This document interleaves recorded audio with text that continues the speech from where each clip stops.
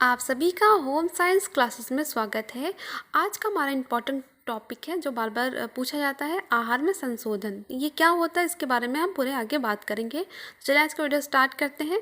तो आहार में संशोधन का अर्थ होता है परिवार के लिए बनाए गए भोजन को उसकी आवश्यकता अनुसार मात्रा, गुणवत्ता और बारंबारता के हिसाब से परोसा जाए।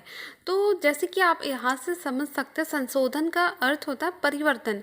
तो आप आहार में परिवर्तन करके अपने परिवार के सदस्यों को देना, खिलाना, उनका भोजन बनाना, ये होता है आहार में संशोधन करना। तो और डिटेल में बात करेंगे। तो उसके प्रकार के बारे में बात करेंगे, ये कौन कौन से प्रकार के होते हैं।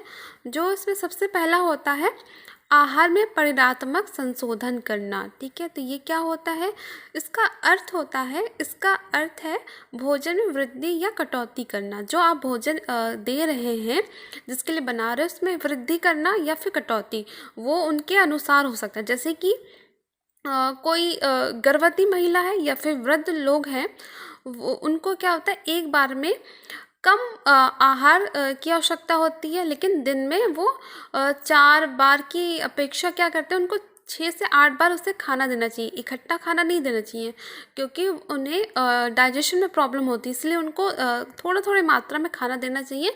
6 से या 8 बार उन्हें थोड़ा थोड़ा खाना देना चाहिए। जैसे कि कटौती हो सकता है, उसको थोड़ा खाना खाने में कटौती करना, लेकिन उनका बार बार खाना देना कि 6 से 8 बार दिन में, एक दिन में 6 से 8 बार वो खाना खाएं, जिससे कि उनकी न्यूट्रिशन भी मिल जाए और इन्हें डाइजेशन में भी प्रॉब्लम ना हो। क्योंकि जो बुजुर्ग लोग होते हैं, उनकी डाइजेशन क्षमता जो होती है वो कम होती है, इसलिए उनको खाना को जो पचाने की क्षमता अच्छी नहीं होती, इसलिए उनको न्यूट्रिशन की ज़रूरत होती है। तो हम एक साथ खाना ना दें कि जैसे कि हम दिन में 3 से 4 बार खाते हैं ना, उनको 6 से 8 बार थोड़ा थोड़ा खाना देना चाहिए। ठीक है, इतना समझ में आया। तो यही होती है हमारी आहार में परिणात्मक संशोधन।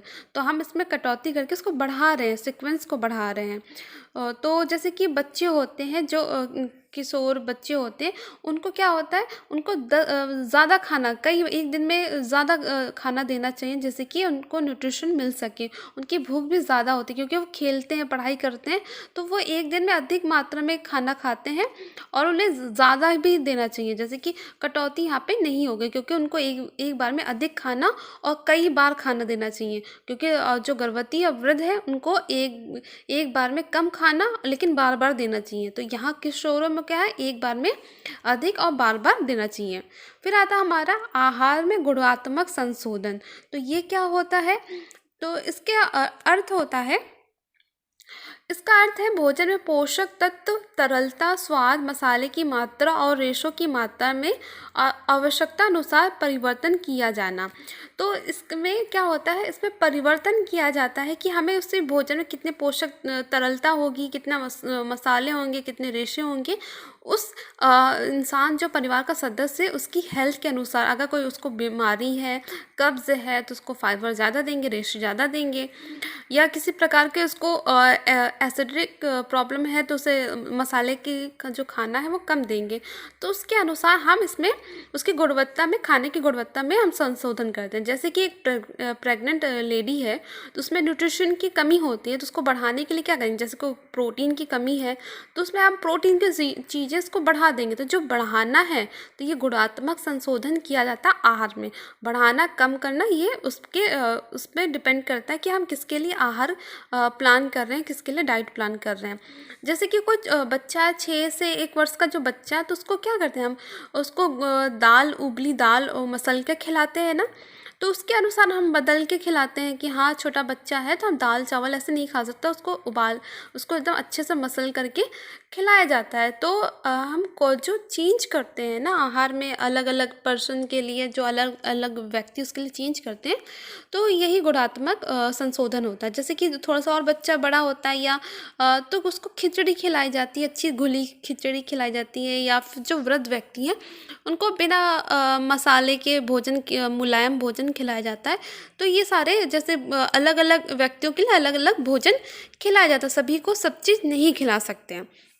फिर तीसरा आता हमारा भोजन की बारंबारता में संशोधन करना। तो ये क्या होता है बारंबारता, मतलब बार बार खाना देना या बार बार खाना खिलाना। तो ये होता है, इसका अर्थ है अपने भोजन करने की बारंबारता को बढ़ाना। तो मतलब जो भोजन 3 से 4 बार कर रहा है तो वो 6 से 7 बार कर सकता है, ठीक है। तो उसकी क्यों की जाती है ऐसा, क्योंकि जब उसमें पोषक तत्वों की कमी हो जाती है तो उसमें की जाती है। जैसे कि जो बच्चे होते हैं तो उनमें क्या होता है, अगर वो कुपोषित है तो उन्हें ज़्यादा न्यूट्रिशन की ज़रूरत होगी, तो उनको बार बार खाना खिलाना चाहिए। जैसे कि उसको बढ़ाने के लिए क्या कर सकते हैं हम, सुबह नाश्ता देते हैं, फिर दिन का खाना देते हैं, फिर 3-4 बजे नाश्ता देना, फिर सोने से पहले दूध पिलाना। ये सारे न्यूट्रिशन ऐसे ही पूरे हो सकते हैं। जैसे डायबिटीज़ के लोग हैं उनको भी थोड़ा थोड़ा खिलाना चाहिए, कई बार खिलाना चाहिए, जिससे कि उनके न्यूट्रिशन पूरे हो जाएँ। ऐसे बच्चों को न्यूट्रिशन को पूरा करने के लिए बार बार खाना खिलाना चाहिए, एक दिन में कई बार। अगर वीडियो पसंद आए प्लीज़ वीडियो को लाइक करें, शेयर करें।